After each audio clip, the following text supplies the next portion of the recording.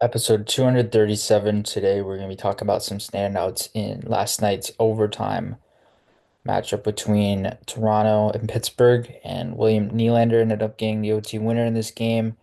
I think, in terms of the Maple Leafs perspective, it was a game, and just in general for the Penguins too, where it wasn't necessarily a favorite of the coaches because it was obviously high scoring, but very back and forth. And a lot of their top players were in the mix. I thought Marner was good, Matthews was good, Nylander was good. Matthews and Nylander had multi-point games each. They each had 2 points. John Tavares had a goal, so all their stars contributed in this game, which they needed them to.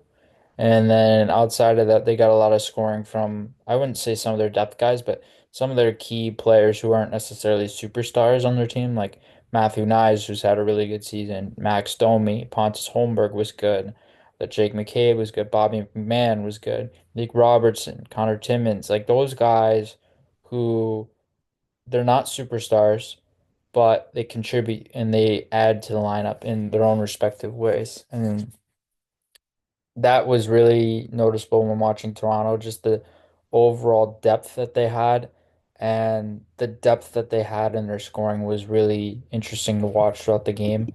And I thought they were doing a great job throughout a majority of this game to be able to create offense and be able to contribute in a variety of ways. And when you talk about Matthew Nyes and even Bobby McMahon, I think that the thing that stands out with those two guys the most is their work ethic and compete and how they are so actively involved in the offense and so actively involved at being able to create space for themselves. I think when you look at Nyes, you look at McMahon, two guys who have really worked hard to get where they're at now. And Matthew Nyes has become a really key top nine, borderline top six forward for them. And he's been able to play on the top line for a good chunk of the season too, and even last season. So with Nyes, he's been effective and he's been obviously instrumental in some aspects to be able to do things that other players don't necessarily want to do, like going to the hard areas, competing there, forechecking, working to get pucks back, working to get above guys, get inside guys, really get into the contact aspect of things. And I think Matthew Nyes has done a really good job of that throughout this season.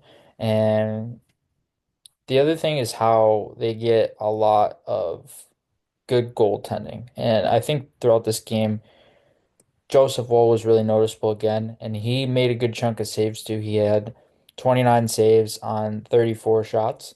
So he was really effective, and obviously 5 goals. No goalie wants to let in 5 goals, but I think overall, just in terms of positional play and his tracking, how he's locating the puck, how he's using his vision, how he's anticipating plays, I think he was noticeable, and even his lateral movements look noticeable as well.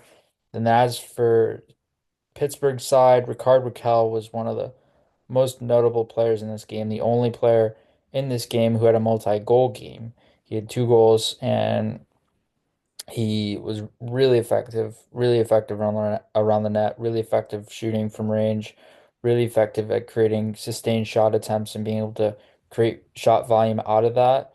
And of course, you get guys like Sidney Crosby and Erik Karlsson. Those two are really noticeable in terms of how they're able to create offense. And those guys are just very dynamic. I would say Crosby has, I don't believe there's been a season for him where he's been at a point per game or under a point per game in his production. He's always been over a point per game in his production throughout his career and has always been a very effective player and just all around player. So there's not much else that really needs to be said about him. I think for Erik Karlsson, it's an interesting situation given the fact that he's been in trade rumors. I don't really envision him going anywhere since he has full control over what the Penguins choose to do. So I'd imagine he's going to stay. And if he does get moved, it might be more of a summer thing. His contract is very interesting, though. You look at when Seth Jones was traded, for example, recently, a few days ago. And I would argue that Erik Karlsson's contract is worse than Jones's because, yes, Erik Karlsson has a pedigree, but with him, he's all offense, no defense. and he's 34. He's got an $11.5 million cap hit, and he's not an elite offensive defenseman. Like his production this year is good. I believe he's at somewhere around the mid 40s in terms of points in 60 something games. And his production's good, but by no means is that worth $11.5 million. So if Pittsburgh were to trade him, and obviously San Jose, they retained some money when they initially traded him. I don't remember how much. I believe it was 1.5. It could be 1.5. So they have Eric Carlson, I believe, at around 10 million in terms of on their books. So you would have to retain at least $2 or $3 million of that, and you're still getting Eric Carlson at $7 million. And I don't really know if Eric Carlson at 7 million is even worth it anymore. Especially like I said, given the age, given the pedigree, he's played for a long time in the league, has a lot of miles in his game, and I don't really know if he's a guy that's worth trading for as a contender. I just feel like there's better options out there, especially at this time and this stage in Carlson's career. I think you can easily pass on a guy like Eric Carlson. Again, he may choose to stay in Pittsburgh. I don't really envision him going anywhere or wanting to go anywhere anytime soon, but we'll see what happens leading up to the trade deadline in a few days from here. And outside of that, I think Brian Russ was effective, 2 goals, or not 2 goals, 2 points total. Ryan Shea was noticeable as a puck mover on the back end. Same with Matt Grzelcyk. I thought those guys were steady, reliable, offensively engaged, and were able to be involved in the rush on occasion as well. And then Chris Letang was okay, and then Cody Glass had a goal in this game as well. So I think from Pittsburgh's side, they also got a lot of depth offense, which is really nice to see out of their game. And even though there's still a lot for them to try and contribute and try and generate in terms of their group and how they are looking to sustain production over time, because they're way under 500 right now, and they're probably not going to make the playoffs.